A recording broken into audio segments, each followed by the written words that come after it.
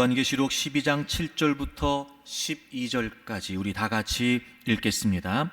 하늘에 전쟁이 있으니 미가엘과 그의 사자들이 용과 더불어 싸울세. 용과 그의 사자들도 싸우나 이기지 못하여 다시 하늘에서 그들이 있을 곳을 얻지 못한지라. 큰 용이 내쫓기니 옛뱀 곧 마귀라고도 하고 사탄이라고도 하며 온 천하를 꿰는 자라. 그가 땅으로 내쫓기니 그의 사자들도 그와 함께 내쫓기니라. 내가 또 들으니 하늘에 큰 음성이 있어 이르되 이제 우리 하나님의 구원과 능력과 나라와 또 그의 그리스도의 권세가 나타났으니 우리 형제들을 참소하던 자 곧 우리 하나님 앞에서 밤낮 참소하던 자가 쫓겨났고 또 우리 형제들이 어린 양의 피와 자기들이 증언하는 말씀으로써 그를 이겼으니 그들은 죽기까지 자기들의 생명을 아끼지 아니하였도다. 그러므로 하늘과 그 가운데 거하는 자들은 즐거워하라. 그러나 땅과 바다는 화 있을진저 이는 마귀가 자기의 때가 얼마 남지 않은 줄을 알므로 크게 분내어 너희에게 내려갔음이라 하더라. 아멘. 2023년 8월에 목회 데이터 연구소에서 한국교회 이단 실태를 조사해서 발표를 했었어요. 한국교회 안에 이단의 비율이 전체 교회 출석 개신교인의 8.2%가 된다고 합니다.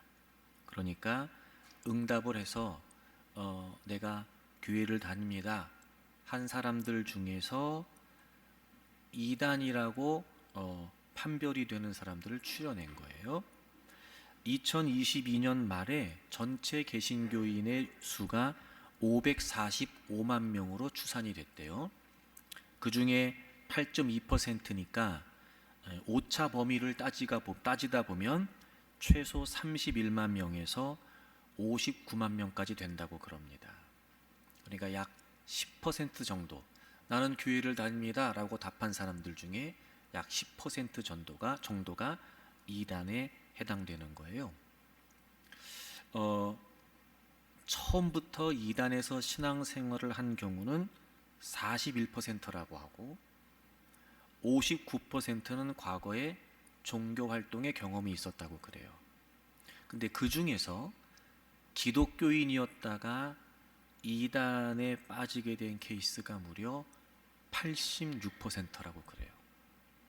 그러니까 정상적인 개신교회를 다니다가 이단에 빠지게 된 경우가 굉장히 많다는 걸 우리가 알 수 있죠. 이런 문항이 있었어요. 신앙생활을 하는 이유를 물었습니다.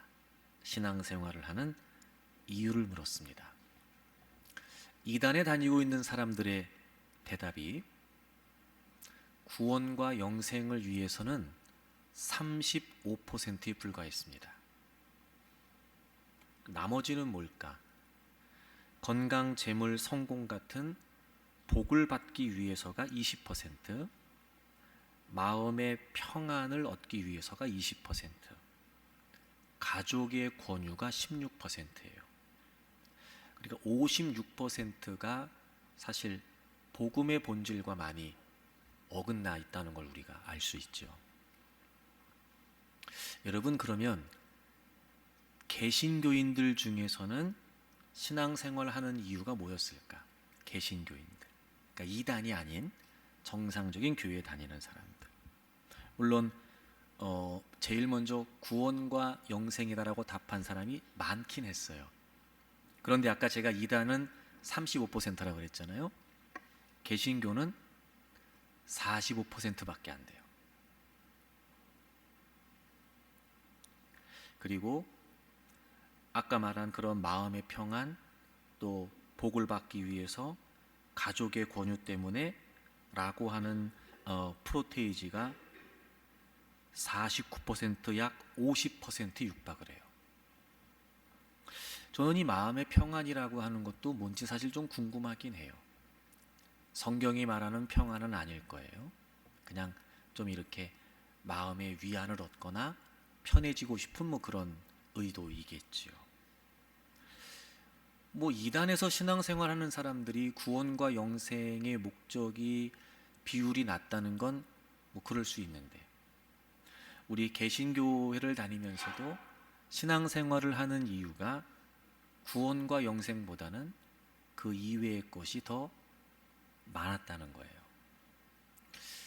45%밖에 안 된다는 게 여러분 좀 충격적이지 않으세요? 저는 좀 그게 충격적이었어요. 결국 이 시대에 다른 복음, 변질된 복음, 잘못된 가르침, 이 교회 안에 얼마나 큰 영향력을 미치고 있는지를 우리가 알 수 있습니다. 지난 2주간 동안 우리는 믿음의 불편한 진실에 관해 말씀을 나누었습니다. 첫째는 믿음의 기대였고, 둘째는 믿음의 승리였습니다. 일반적으로 믿는다 그러면, 신앙생활 한다 그러면 보다 더 편안하고 또 안락하고 뭐 이런저런 문제 없이 이를테면 꽃길을 걷는 인생을 살게 될 거다라고 하는 기대를 가지죠. 하지만 그것과 달리 여러분, 믿음을 갖지 않았다면 겪지 않아도 될 문제들을 믿음을 갖고 있기 때문에 겪어야 될 수도 있다는 겁니다.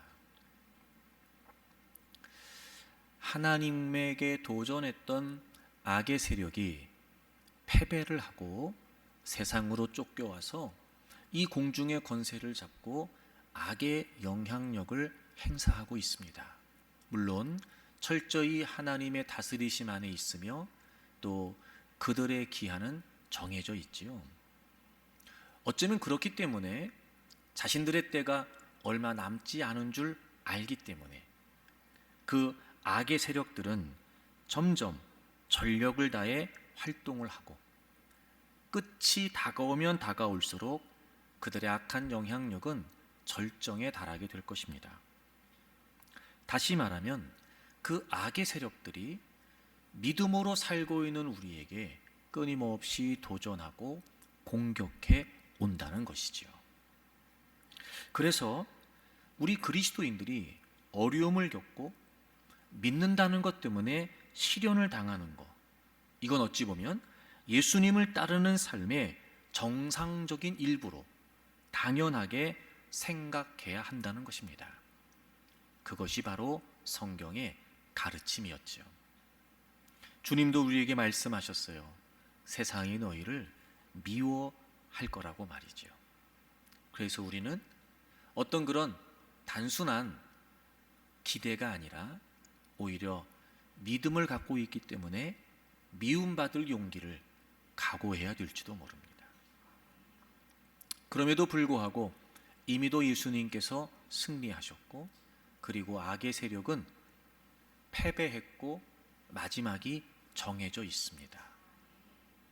그런데 이 승리 또한 우리에게 좀 불편한 진실이었습니다.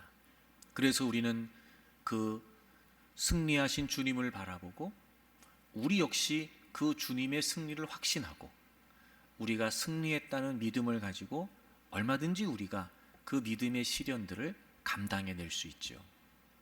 그런데 여러분, 성경이 우리에게 가르쳐주고 있는 승리는 오히려 목숨을 버리는 거였습니다. 이겼는데 죽었다고 되어 있어요. 우리가 보통 승리라고 말할 때 갖고 있는 생각들이 있죠. 우리는 상대를 무조건 제압해야 되고, 그리고 상대보다 더 오래 살아남아야 되고, 그리고 마침내 트로피를 지켜들고, 우린 그걸 승리라고 생각하는데 성경은 오히려 승리는 목숨을 버리는 거라고까지 우리에게 가르치고 있다니 말입니다. 그러니까 끊임없이 우리는 이 땅에 살면서 믿음이 있다는 것 때문에, 그리고 그 믿음으로 우리가 승리한다는 것 때문에 모든 걸 다 버리고 심지어 목숨까지도 내려놓아야 된다는 거죠.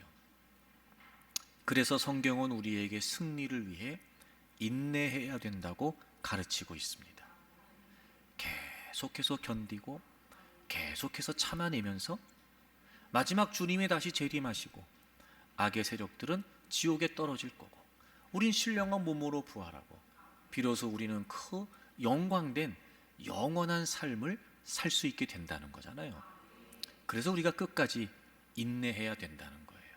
그것이 바로 성경이 우리에게 가르쳐주고 있는 승리였습니다. 그리고 그렇다면 이제 우리가 이런 불편한 진실을 마주하는 것뿐만 아니라 끊임없이 우리의 믿음에 도전하는 이 악의 세력, 어둠의 세력들의 양상이 도대체 어떤 거냐. 지난 주일에 거짓 가르침을 우리가 거부해야 된다, 이런 말씀을 드렸습니다. 세속주의적이고 물질주의적이고 쾌락주의적인 이 세속의 잘못된 가르침들, 이제 이것이 교회에도 영향을 미치면서 이 거짓된 가르침이 마치 참된 진리인 양 그렇게 호도되는 분위기가 되었다는 말씀이었습니다. 1세기 때도 그랬습니다. 지금도 변함이 없습니다. 그래서 어차피 우리가 세상에서 살고 있는데 그런 세상 문화와 잘 어울리고 적당히 타협을 하면서 그래서 그곳에서 인정받으면서 살아야 되는 거 아니냐.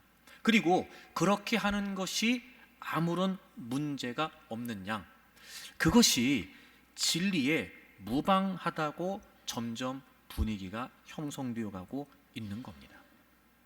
여러분, 우리는요 이런 거짓된 가르침을 단호하게 거부해야 합니다. 그럼에도 불구하고 우리는 하나님의 말씀을 따라서 하나님의 방식대로 살려고 해야 됩니다. 우리의 삶을 하나님의 방식에 맞춰야 됩니다. 하나님의 말씀을 우리의 삶에 끼워 맞추려고 하면 안 됩니다. 단호하게 거짓된 가르침을 거부하고 참된 가르침, 하나님의 말씀을 따라 살아야 됩니다.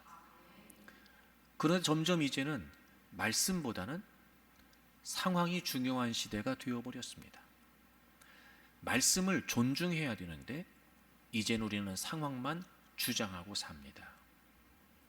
말씀을 이야기할 때도 사실 자기 필요에 따라 그리고 자기 상황에 따라 말씀을 이용할 뿐 그 하나님의 말씀을 적용하여 살려고 하지 않는 겁니다. 마땅히 그리스도인이라면 하나님의 말씀을 따라 살아야 되는데 말씀을 모르는 건 아니지만 이제는 점점 말씀과 따로 사는 겁니다. 사랑하는 교우 여러분, 여러분은 어떠십니까? 그래요, 점점 시대가 믿음을 지키기 어려운 시대가 됐고 믿음으로 살다 보면 여러 많은 문제에 부딪혀야 되고 심지어 불이익을 당하기도 해야 되는데 게다가 여러분 더 어려운 형편과 처지에 놓이게 될 수도 있는데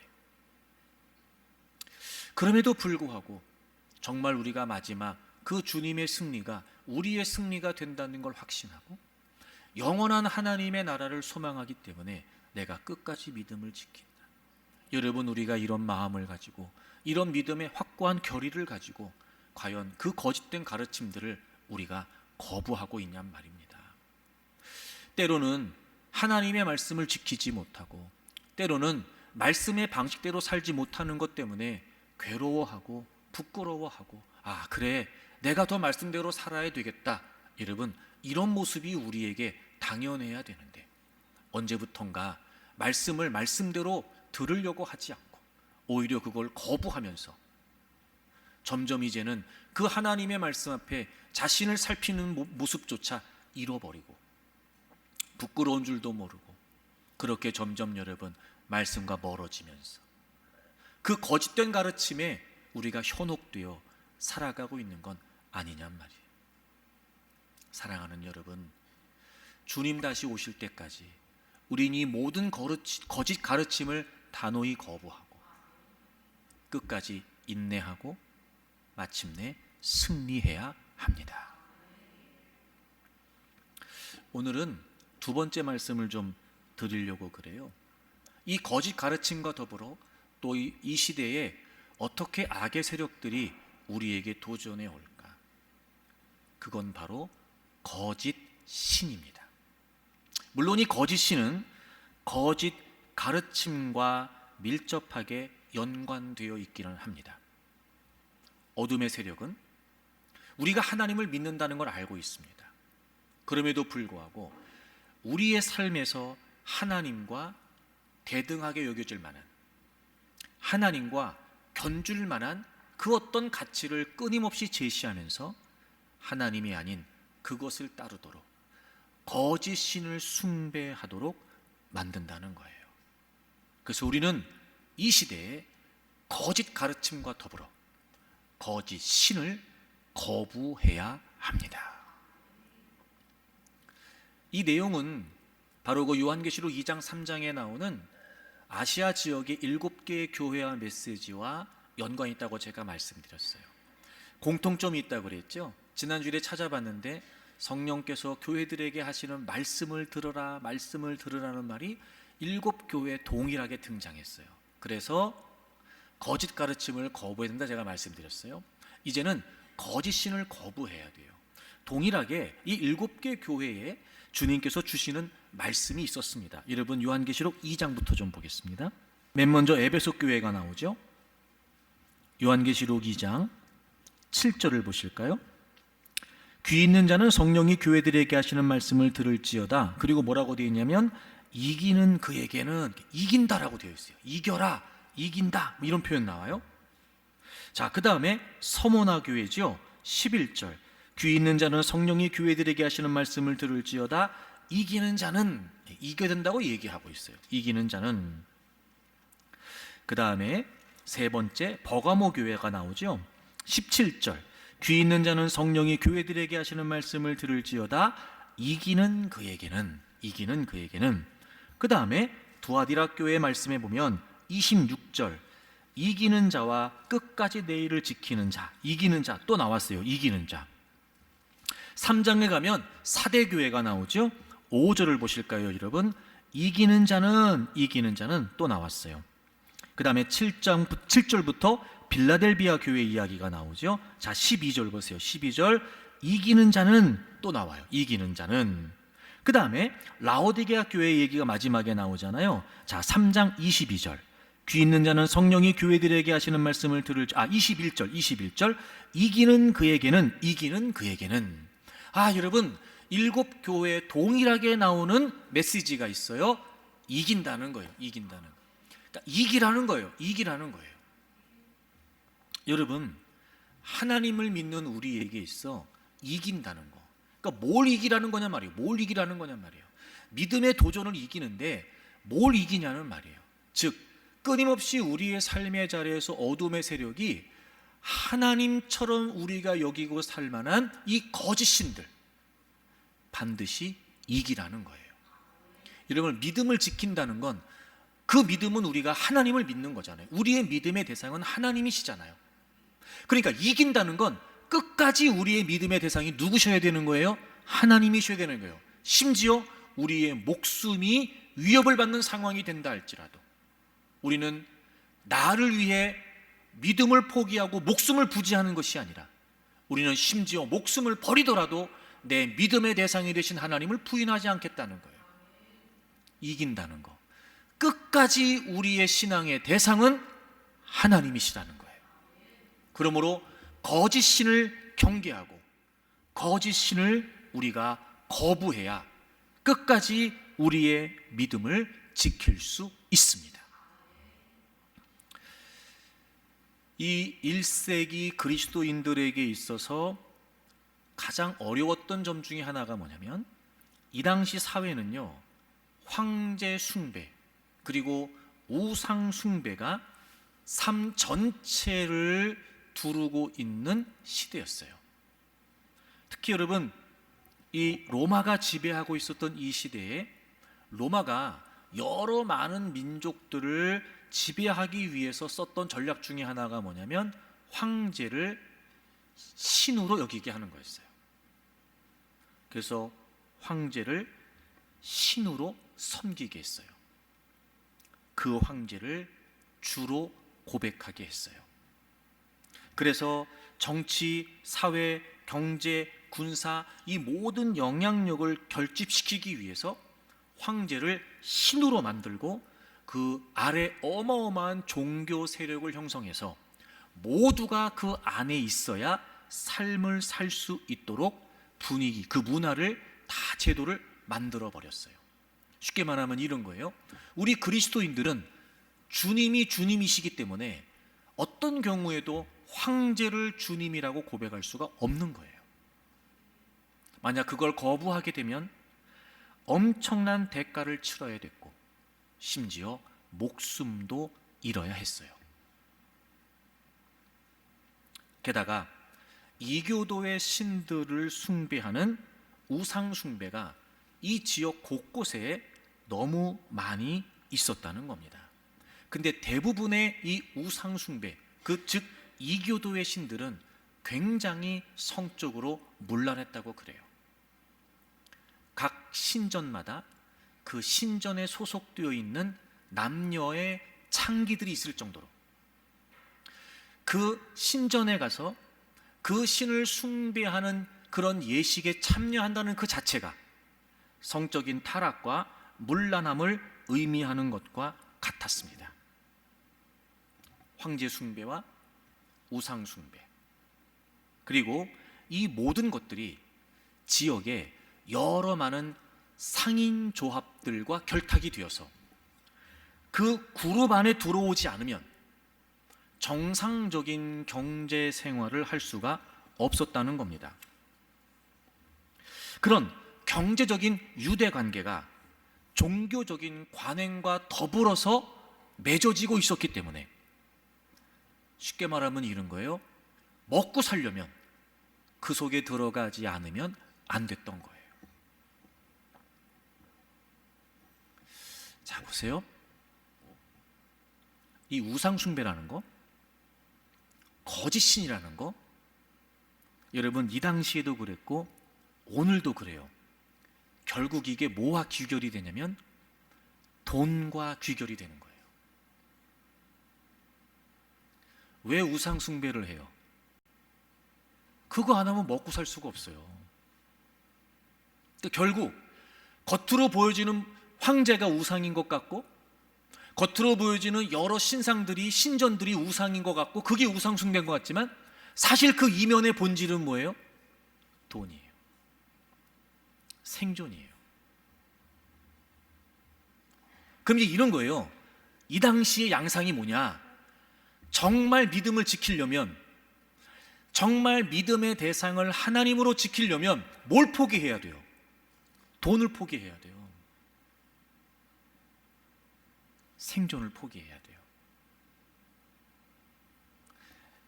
여러분, 이 1세기 당시에는 실제적으로 우상이, 실제적으로 황제가 신으로 눈앞에 보였어요. 지금은 우리는 그렇지 않습니다. 여러분, 어떤 대통령이 자기를 신이라고 섬기라고 하겠어요? 네. 멀쩡한 대통령도 여러분, 네, 위태위태한 시대인데, 그러니까 우리가 보기에 어쩌면 이 당시랑 상황이 다를 수 있어요. 어둠의 세력이, 여러분, 악의 세력이 겉으로 드러나는 양상만 바꾼 거예요. 이면에 있는 본질은 뭐예요? 돈이에요. 결국 돈이 우리를 지배하고 돈이 우리를 좌지우지하게 만드는 거예요. 결국 톡 까놓고 얘기하면 어둠의 세력이 우리에게 도전하는 거짓 신은 돈이에요. 더 제가 콕 집어서 말할까요? 우리는 하나님이냐 돈이냐 선택해야 돼요. 요한계시록 13장을 가보실까요? 13장 1절부터 보시면 바다에서 한 짐승이 나왔고 뭐 뿔이 10이고 머리가 7이고 뭐 용이고 뭐 쭉 나서 악의 세력을 다 표현해요. 악의 세력, 마귀, 그리고 그 마귀와 더불어 모든 악의 세력들을 말해요. 근데 그 악의 세력들이 어떻게 역사를 하냐면요. 자, 여러분이 몇 절부터 보시냐면 15절부터 보실까요? 15절입니다. 13장 15절. 그가 권세를 받아 그 짐승의 우상에게 생기를 주어 그 짐승의 우상으로 말하게 하고 또 짐승의 우상에게 경배하지 아니하는 자는 몇이든지 다 죽이게 했어요. 여러분, 이 우상 숭배, 즉 거짓 신은 우리의 생사가 달려 있어요. 악의 세력이 우리를 어떻게 몰고 가냐면 그 악의 세력을 섬기지 않으면, 그 악을 숭배하지 않으면 결국 죽게 만든대요. 16절 보세요. 그가 모든 자, 곧 작은 자나 큰 자나 부자나 가난한 자나 자유인이나 종들에게 모든 자 그들에게 그 오른손에나 이마에 묘를 받게 해요. 표를 받게 한대요. 여러분, 어둠의 세력들이, 이 악의 세력이 마지막 때에 어떻게 활약을 하냐면 모든 자들에게 이 오른손의 이마에 표를 받게 한대요. 쉽게 말해 이게 무슨 말이냐면 도장 찍는다는 거예요. 이 표를 받는다, 이 표라고 하는 이 표현이 요한계시록에서 두 가지 용법으로 사용이 돼요. 첫째는 뭐냐면 하나님께서 하나님의 백성들을 인치신다라고 하는 의미가 있어요. 요한계시록 7장에 보면 하나님의 백성들을 인치셨다 이렇게 되어 있어요. 그래서 인친 자의 숫자가 14만 4천 이런 표현 나오거든요. 여러분, 우리가 예수님을 구주와 주님으로 믿잖아요. 그럼 우리 안에 성령님이 거하시죠. 하나님께서는 그 성령님을 통해 우리에게 도장을 찍으시는 거예요. 이게 우리가 인침을 받은 거예요. 그래서 이제 우리는 하나님 백성이기 때문에 하나님이 도장을 쿡 찍으셨어요. 이런 거예요. 너는 내 거야. 그리고 도장을 찍으신 거예요. 그런 의미에서 이 표라고 하는 표현이 나오고 인이라고 하는 표현이 나오고 또 여기 지금 13장에서 그것과 비스무리하게 이 어둠의 세력, 악의 세력도 도장을 찍어요. 도장을 찍어요. 그러니까 같은 의미예요. 같은 의미예요. 대상이 다를 뿐 같은 의미예요. 그래서 인을 친다, 이 표를 친다, 이게 무슨 의미냐? 소유, 신분, 충성을 말해요. 누구 거냐?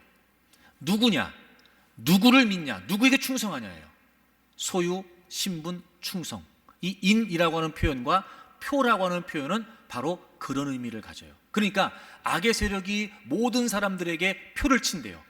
이 무슨 말이겠어요? 그 악의 세력의 소유가 됐다. 악의 자녀들이 됐다. 그래서 악에게 충성한단 말이에요. 우상 숭배가 이거예요. 거짓 신이 이거란 말이에요. 그런데 오른손에 이마에 표를 받게 한대요. 여러분, 왜 오른손에 받는다, 이마에 받는다라고 했을까? 여러분 짐작이 안 되세요? 이마에 표를 친다는 게 무슨 말이겠어요? 생각. 오른손은 뭘 의미할까요? 행동. 그러니까 전인적으로 우상 숭배하게 하는 거예요. 생각이, 행동이, 생각이, 삶이. 제가 여러분에게 끊임없이 생각에 관해 얘기하잖아요. 생각에 관해. 여러분, 어둠의 세력이요, 우리의 생각 속에 도전해요. 잊으시면 안 돼요. 그제 얘기했어요. 떠오르는 모든 생각을 품으면 안 돼요. 우린 죄악된 본성을 가지고 있는 연약한 존재이기 때문에 어떤 생각도 떠오를 수 있어요. 하지만 그 떠오르는 모든 생각을 품으면 안 돼요. 분명히 요한복음 13장에 사단이 예수님 팔 생각을 가룟 유다의 생각에 넣었다 이렇게 표현되어 있어요. 생각. 그리고 여러분, 그 생각으로부터 우리의 행동이 출발해요.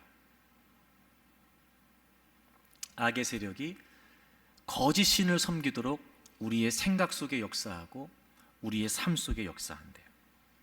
표를 받게 한대요. 그럼 이제 이런 거죠. 표를 안 받으면 되잖아, 그렇죠? 간단해요. 표를 안 받으면 돼요, 우리가. 근데 여러분, 이게 결정적으로 이 거짓 신이 뭐와 관련이 있냐? 자, 17절 보세요. 누구든지 이 표를 가진 자 외에는 뭘 못하게 한대요? 매매를 못하게 한대요. 쉽게 말해 이 표를 받지 않으면 경제적인 활동을 할 수가 없게 되는 거예요. 아까 제가 말씀드렸죠? 1세기 이 당시의 상황이 황제를 숭배하고 우상을 숭배하지 않으면 경제 활동을 못했다니까요. 먹고 살 수가 없었어요. 이게 지금 뭐 얘기하는 거예요? 돈 얘기하는 거예요 지금. 마지막 때가 되면 될수록 원수마귀가 우리 모든 인간을 지배하기 위해 영향력을 끼치는 가장 강력한 영향력은 돈이에요. 표를 받지 않으면 매매를 못하게 한대요. 그리고 그 짐승의 수가 뭐래요? 666이라는 거예요. 이상한 얘기할 거 없고 뭐 666을 해석하고 풀고 뭐 이게 뭐다 자꾸 그런 엉뚱한 얘기할 거 없고, 이 본질이 뭐예요? 짐승의 표를 받는다. 이게 무슨 말이에요? 돈이 우상되는 거예요. 돈이 신이 되는 거예요. 돈이 하나님 되는 거예요. 마지막 때가 될수록 마귀가, 악의 세력이 우리에게 공격해오는 양상은 돈이에요.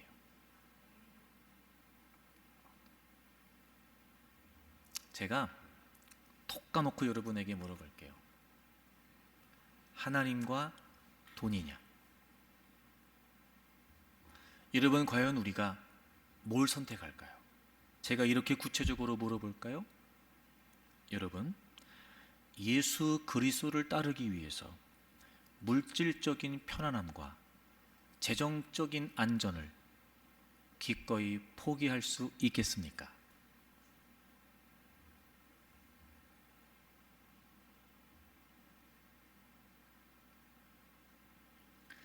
이게 우리의 현실이에요. 이걸 애써 덮어두고 믿음이라고 하는 미명하에 다 되는 것처럼 하는 거, 이거 지금 다 속는 거예요.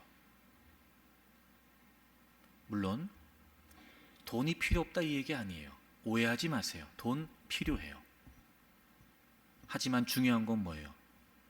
돈 때문에 하나님 믿는 거 아니에요. 하나님을 위해서라면 기꺼이 그 돈도 하나님께 바칠 수 있는 게 진짜 믿음이죠. 하나님을 믿는 믿음이 분명해서 정말 하나님을 위한다면 그 하나님 때문에 돈도 포기할 수 있는 게 믿음이죠.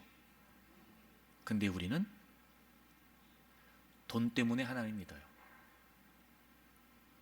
우리가 하나님을 믿는다고 말하면서 그게 다는 아니라고 말할지 모르지만 분명히 우리는 그 기대가 있어요. 제가 서두에 그 여론조사, 실태조사한 거 제가 말씀드렸잖아요. 그거예요. 정상적인 교회에 출석하는 개신교인들도 영혼의 구원을 얻기 위해서, 구원과 영생을 위해서 믿는 사람이 50%가 안 돼요. 나머지 이유가 뭐겠어요? 다 우리의 세상적인 삶을 위한 이유인 거예요. 그게 지금 우리의 모습이에요. 근데 성경은 이렇게까지 얘기해 주는데요. 자, 18장을 한번 가보시겠어요? 제가 성경적 종말론 얘기하면서 요한계시록은 미래 책이 아니라 현재 책이라고 제가 계속 강조했어요. 보세요. 요한계시록 18장은요, 드디어 이 악의 세력의 멸망에 관해 설명을 해요. 1절부터 3절까지 이 바벨론이 멸망했다. 여러분, 바벨론은 이미 과거에 멸망했잖아요. 그러니까 이 바벨론이라고 표현된 건 실제로 역사상에 있었던 그 바벨론 나라를 말하는 게 아니라 바벨론이 멸망했듯이 이 악의 세력이 결국은 멸망할 것이다, 이 얘기를 하는 거예요. 그러니까 바벨론은 악의 세력을 통칭하는 거예요. 천사가 1절부터 3절까지 바벨론이 드디어 멸망했다고 선포를 해요.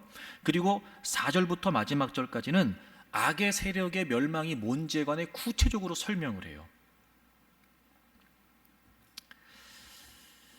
자, 그런데 이 악의 세력이 멸망한 이유가 얼마나 놀랍냐면, 여러분 3절을 보시겠어요? 3절. 그 음행의 진노의 포도주로 말미암아. 여러분, 여기에서 음행이라고 하는 말은 육체적인 음행을 말하는 게 아니라 영적인 음행을 말해요. 즉 예수 그리스도를 버리고 우상을 숭배하는 그 배교의 행위를 말해요. 그 음행의 진노주의 포도주로 말미암아 만국이 무너졌고 또 땅의 왕들이 그와 더불어 음행하였으며 땅의 산인들도 그 사치의 세력으로 치부하였도다 하더라. 여러분, 이 악의 세력의 멸망의 이유가 뭐냐면 사치예요. 사치. 돈이라고요. 부라고요, 여러분. 그래서 4절에 보시면 또 내가 들으니 하늘로부터 다른 음성이 나서 이르되 내 백성아 거기서 나와라. 그 죄에 참여하지 말고 그가 받을 재앙들을 받지 말라. 이렇게 이야기를 해요. 그들은 이 사치를 통해서 신적인 권위를 과시했고 사치를 통해서 하나님의 영광에 도전했어요.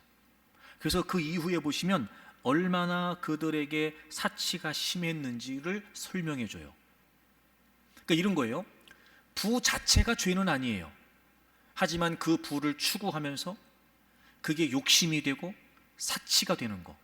여러분, 이건 우리를 망하게 해요.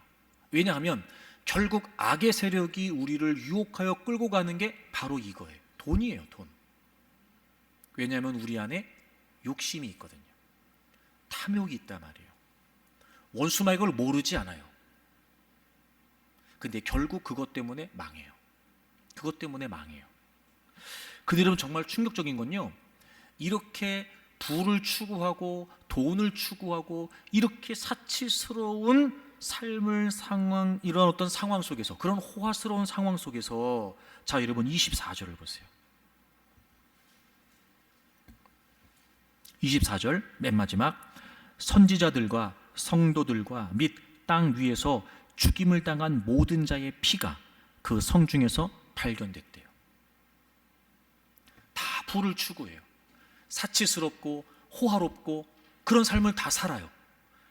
그런데 여러분, 그 땅에서 피 흘려 죽는 사람들이 있어요. 성도들이고 선지자들이에요. 이게 무슨 말이겠어요? 세상이 추구하고 있는 그 돈, 어둠의 세력이 하나님을 대신하여 우리에게 들이대는 그 돈, 거부하는 거예요. 거절하는 거예요. 어려워져요. 힘들어져요. 그리고 그들은 그렇게 그 땅에서 죽어요.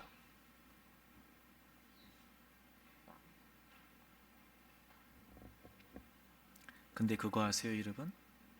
왜 악의 세력이 멸망하는지 아세요? 자, 20절 같이 읽어요. 20절 다 같이 읽습니다. 20절 시작. 하늘과 성도들과 사도들과 선지자들아, 그로 말미암아 즐거워하라. 하나님이 너희를 위하여 그에게 심판을 행하셨음이라 하더라. 아멘. 결정적으로 왜 하나님이 그 악의 세력을 심판하시는지 아세요? 돈을 섬기지 않고 그렇게 피 흘려 죽을 지경에 이르기까지 끝까지 하나님을 믿었던 그 신실한 하나님의 사람들을 위해서 하나님이 악의 세력을 심판하시는 거예요. 이런 거죠. 보란듯이. 진짜 신이 누구냐? 보란듯이. 현혹되고 미혹되어 돈이 하나님인 줄 알고 심지어 돈을 위해 하나님을 이용하며 살았던 사람들에게 보란듯이, 악의 세력에 미혹되어 멸망을 향해 가는 사람들에게 보란듯이 하나님은 그럼에도 불구하고 힘들고 어렵지만, 그래서 불이익을 당하지만, 그래서 피 흘려 죽지만 끝까지 하나님을 믿었던, 하나님을 신앙의 대상으로 여기고 견뎠던 그 하나님의 신실된 사람들을 위해 하나님은 악의 세력을 심판하세요. 여러분, 하나님은 다 보고 계세요. 하나님은 다 기억하세요. 그럼요. 사람들은 몰라줘도, 사람들은 이해하지 않아도 바보 같다고 얘기하고 미련하다고 얘기하고, 야 뭘 그렇게까지 믿어, 다 잘 먹고 잘 살자고 믿는 거지, 아무리 손가락질해도 하나님은 아세요. 그들이 하나님만을 섬기기 위해서 얼마나 힘들고 어렵고 괴롭게 돈을 포기하는지, 그 수없이 많은 부딪히는 의심과 회의의 그 선택의 기로에서 얼마나 깊은 고뇌와 갈등 속에서 물질을 포기하고 하나님을 선택하는지 하나님은 아세요. 다 기억하세요. 그리고 그들을 위해, 그들의 영광을 위해, 그들의 승리를 위해 하나님은 악의 세력을 심판하세요. 속지 마세요, 여러분. 이미 악의 세력은 끝이 정해져 있어요.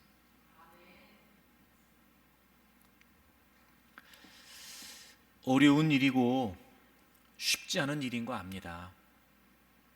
하지만 이 얘기를 안 할 수가 없어요. 민감하다는 거 알고요. 이런 얘기가 여러분에게 불편하다는 거 알고요.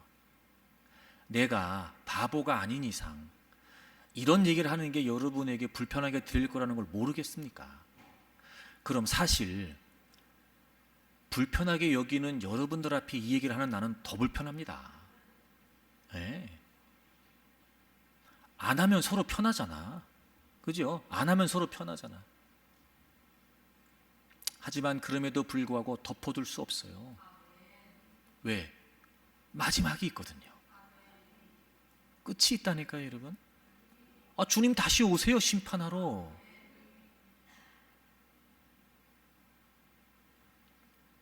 다시 제가 여러분이 오해하지 않게 말씀드리지만 돈 그 자체가 악이라는 거 아니에요. 오해하지 마세요. 부 그 자체가 악이라는 거 아니에요. 오해하지 마세요. 제가 늘 말했죠. 왜 기복주의가 구분되느냐? 왜 기복주의가 구분되느냐? 동기예요, 동기. 동기. 쉽게 말하면 돈이 왜 필요하냐고요. 뭐 때문에 돈이 필요하냐고요. 정말 주님 때문이에요? 정말 주님의 나라 때문이에요? 정말 주님의 사명 때문이에요? 아니면 나 때문이에요? 동기, 동기. 다시 말해, 우리의 믿음의 삶에 있어서 목적은 주님 한 분이세요. 돈이 목적 되면 안 돼요. 여러분, 돈 때문에 주님을 목적으로 삼지 마세요. 돈 때문에 주님 이용하지 마세요. 나중에 후회해요. 그래서 제가 저녁 기도회 하면서 마태복음 13장 비유 얘기할 때 마태복음 6장 산상수훈에서 주님께서 두 주인을 섬길 수 없다, 제가 이 얘기했잖아요. 주님 분명히 말씀하셨어요. 두 주인 섬길 수 없다고요. 그러니까 주님도 아셨던 거예요. 이런 마태복음 6장을 찾아보실까요? 24절에 예수님께서 말씀하세요. 24절에 한 사람이 두 주인을 섬기지 못한다. 혹 이를 미워하고 저를 사랑하거나 혹 이를 중히 여기고 저를 경히 여김이라. 너희가 하나님과 재물을 겸하여 섬기지 못한다. 이렇게 되어 있어요. 하나님과 재물을 겸해서 섬기지 못한다라고 말씀하시는 걸 보면 사실 우리의 실생활에서 하나님과 재물을 겸하여 섬길 수밖에 없는 상황이 주어진다는 거예요. 또 우리의 의식 속에 하나님과 재물을 동일한 선상에 놓고 살 수 있다는 거죠. 그럴 가능성이 짙기 때문에 주님이 우리에게 경고하시는 거예요. 여러분 그거 아세요? 산상수훈에서 유일하게 우상 숭배에 적용해서 설명하신 것이 바로 이 돈뿐이에요. 놀랍죠, 여러분? 그러니까 주님도 아시는 거예요. 돈이 얼마나 우리의 신앙의 여정에 있어 지대한 영향력을 미치는지를 알고 계시는 거예요. 심지어 주님과 돈이 뒤바뀔 수 있을 만큼.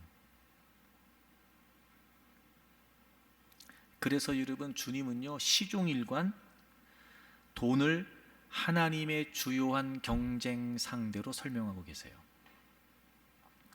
예수님께서 신약 성경에서 말씀하신 비유가 약 38가지가 되거든요.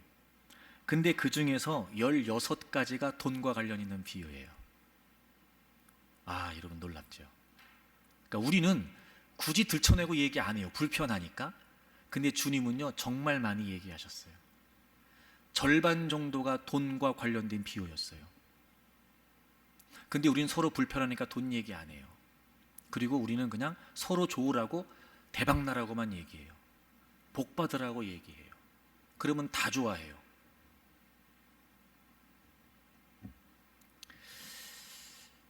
근데 여러분도 그럴 것 같은데, 그렇다고 내가 그런 얘기만 하면 여러분 좋겠어요? 돈은 우리에게 있어서 하나님을 대신할 만큼 엄청난 잠재력을 가지고 있어요.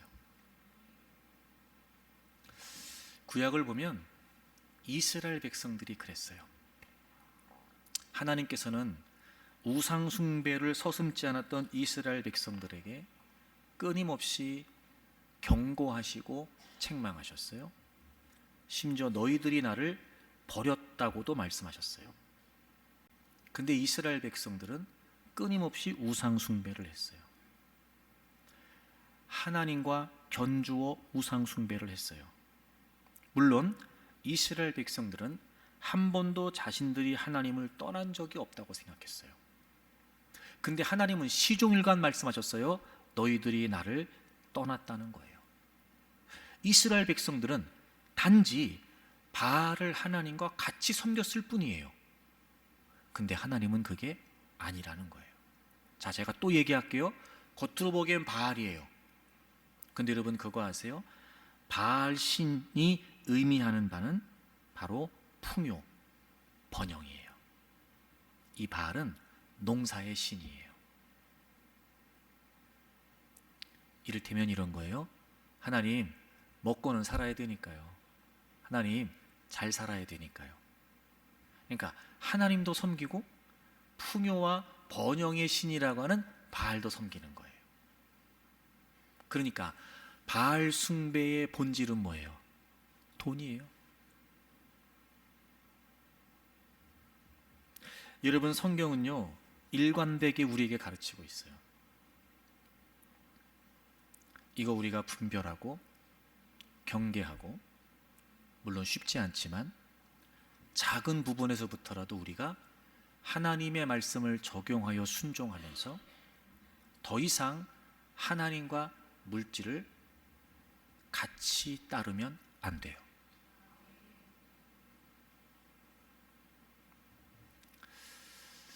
저 역시도 거짓 가르침, 거짓 신에 대한 여러분 못지않은 갈등과 고민이 있겠죠. 그런데 제가 이걸 어떻게 설득할 수 있을까? 우리 교우들에게, 나도 마찬가지고. 그럼에도 불구하고 거짓 가르침을 거부하고 돈이 하나님이 됐다라고 하는 이 시대에 어떻게 하면 우리가 그럼에도 불구하고 돈을 거부하고 정말 신실하고 순수하게 하나님을 섬길 수 있을까?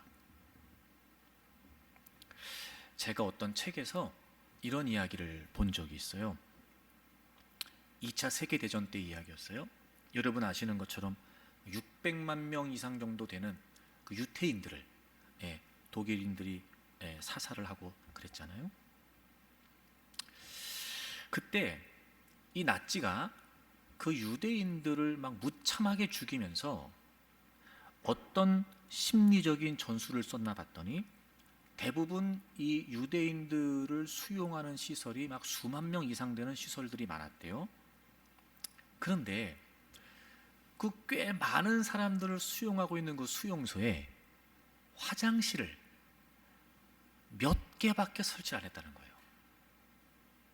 그러니까 그 많은 사람들의 그 배설물을 다 감당할 수 있을 만큼 충분히 화장실을 짓지 않은 거예요. 어떤 일이 벌어졌을까요?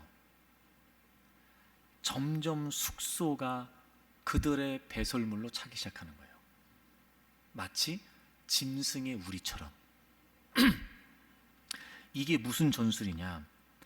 그 유대인들로 하여금 스스로 자신들이 인간이라고 하는 걸 잊게 만드는 거래요.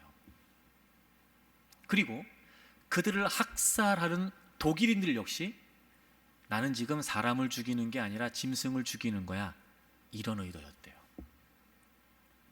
시간이 지나면 지날수록 각자의 배설물로 거기가 완전히 짐승의 우리처럼 돼버리는 거예요. 그런데 여러분, 그런 수용소에서 살아남은 사람의 이야기가 전해지는 거예요. 이렇게 했대요. 그 당시에 매일 아침에 커피 한 잔이 배급이 됐대요. 근데 이제 말이 커피 한 잔이고 우리식으로 표현하면 소고기국인데 소가 그냥 헤엄치고 지나간 정도겠죠. 그냥 미지근한 물 한 잔 정도. 이야, 근데 이 사람이 어떻게 했나 봤더니 그 물에서 반 컵은 물을 마신대요. 반 컵은. 근데 반 컵이 남잖아. 그 나머지를 뭘 했냐? 그 짐승의 우리 같은 그 환경 속에서도 그 나머지 반 컵의 물을 가지고 이를 닦고 세수를 했대요. 이런 거죠. 아무리 그 나치가 그들을 짐승처럼 취급하고 여긴다 할지라도 나는 인간이라는 거예요. 그 나치의 전략과 전술을 정면으로 거부하면서 나는 인간이라는 거예요. 이 사람이 어떻게 살아남았나 봤더니 그렇게 하는 모습을 지켜봤던 독일인들이 이 사람을 함부로 하지 못했대요. 그리고 수용소에서 끝까지 살아남았대요. 제가 이 이야기를 보면서 무릎을 탁 쳤어요. 이거다, 이거. 생존 앞에서 존재를 생각하자. 존재를. 모두가 다 그렇게 살아요. 돈 때문에 다 그러고 살아요. 이제는 돈 때문에 사람을 죽이는 게 뉴스거리도 아니에요. 그렇게 돈 때문에 타락하고 변질되고 인간성이 상실되고 관계 다 무너지고 다 그러고 살아요. 그런 상황 속에서 나는 하나님의 백성이다. 나는 그렇게 안 산다. 비록 우리에게 주어진 분량이 그 작은 물 한 컵 분량이라 할지라도 반 컵은 물을 마시지만 반 컵으로는 자존감을 지키는 거예요.